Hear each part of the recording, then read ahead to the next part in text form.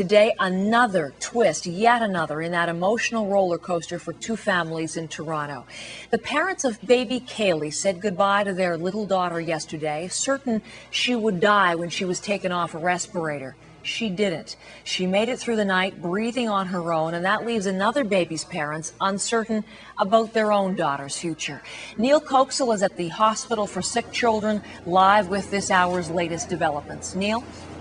Well, Heather, I'm standing outside Sick Children's Hospital in Toronto. This is the spot where baby Kaylee's parents have come out on a regular basis to update their daughter's condition, where things stand in terms of her health and her case.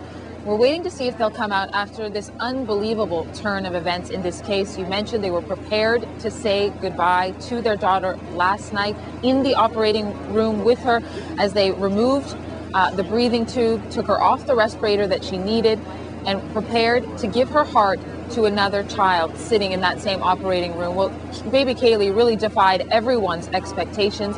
Doctors here at Sick Kids Hospital say that she is breathing completely on her own. That is something she has not been able to do for much of her very short life, just 2 months old, because of the Joubert syndrome she has. When she sleeps, she loses her breathing, stops breathing about 100 times an hour. Well, last night was very different. Again, she's been breathing completely on her own. And the chief of surgery here broke the news to CBC News Morning. Since last night, when the breathing support was removed, she's remained stable and has not required any breathing support.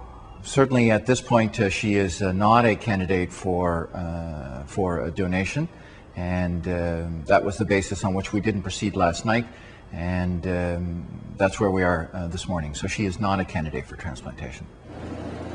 So not a candidate, Heather, but potentially in a position to live many, many years. This was a situation where her parents thought her death was inevitable, and now doctors here are saying that people with Joubert syndrome can go on to live many, many years. They will, of course, have developmental difficulties because of the brain abnormalities, malformation that come along with Joubert syndrome, but she could potentially live a very long time. The problem now is, though, the agony of waiting still. Doctors don't yet know her prognosis. They're testing, trying to see what will happen, but another day of waiting, but waiting in a completely different direction than they were yesterday. It seems like so much uncertainty because of this totally unexpected turn of events overnight, Neil, and of course not just unexpected for baby Kaylee's family, but for the recipient baby's family, baby Lillian.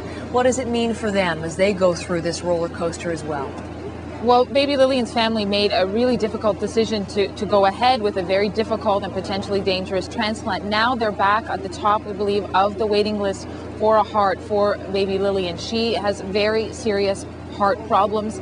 Doctors say, and her parents as well, that she really only has a few weeks more to live without a heart transplant. So that is something that they have to continue waiting for at this point, Heather. So another day where people are waiting, trying to figure out what this means for both families, but a completely unexpected turn of events here, just overnight, in fact. Neil, thank you very much.